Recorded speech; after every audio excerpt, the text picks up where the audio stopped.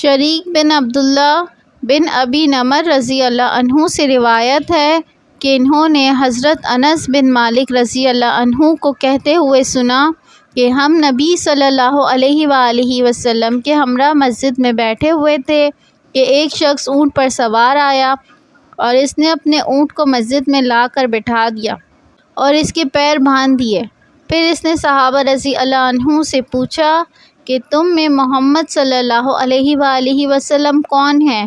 اور اس وقت نبی صلی اللہ علیہ وآلہ وسلم صحابہ رضی اللہ عنہ کے درمیان تکیہ لگائے ہوئے بیٹھے تھے۔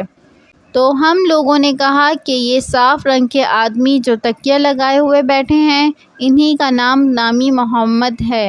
پھر اس شخص نے آپ سے کہا کہ اے عبد المطلب کے بیٹے، نبی صلی اللہ علیہ وآلہ وسلم نے فرمایا کہو میں موجود ہوں۔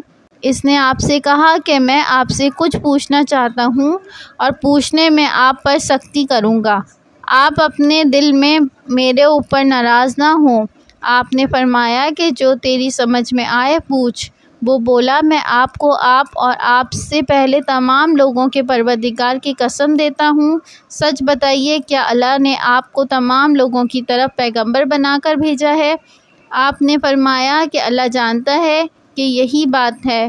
پھر اس نے کہا کہ میں آپ کو اللہ کی قسم دیتا ہوں، سچ بتائیے کہ کیا دن رات میں 5 نمازوں کے پڑھنے کا اللہ نے آپ کو حکم دیا ہے؟ آپ نے فرمایا کہ اللہ جانتا ہے کہ یہی بات ہے۔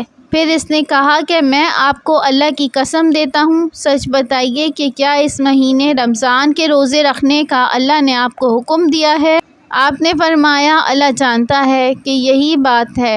پھر اس نے کہا کہ میں آپ کو اللہ کی قسم دیتا ہوں، سچ بتائیے کہ کیا اللہ نے آپ کو حکم دیا ہے آپ یہ صدقہ ہمارے مالداروں سے لیں، اسے ہمارے فقیروں پر تقسیم کریں؟ تو نبی صلی اللہ علیہ وآلہ وسلم نے فرمایا اللہ جانتا ہے کہ یہی بات ہے۔ اس کے بعد وہ شخص کہنے لگا کہ میں اس شریعت پر ایمان لایا جو آپ لائے ہیں، اور میں زمام بن ثعلبہ ہوں، قبیلہ سعید بن بکر کے بھائیوں میں سے۔